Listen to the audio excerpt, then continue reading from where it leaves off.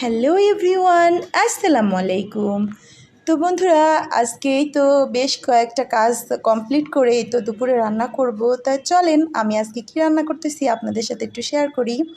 প্রথমেই আপনাদের দেখাচ্ছি, এই যে টুনা মাছ নিয়ে এসেছিল, সামুদ্রিক টুনা মাছ।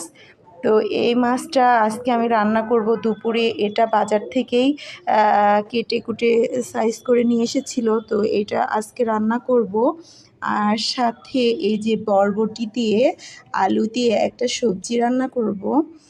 আর এই তো করলা দিয়ে আলু দিয়ে একটা সবজি। আর এই যে ইলিশ মাছও বের করে রেখেছি, এটাও একটু দেখি কিভাবে রান্না করা যায়।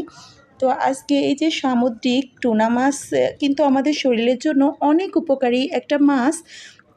এই মাছটায় অনেক উপকার আছে। তো ধন্যবাদ সবাইকে ভিডিওটা দেখার জন্য।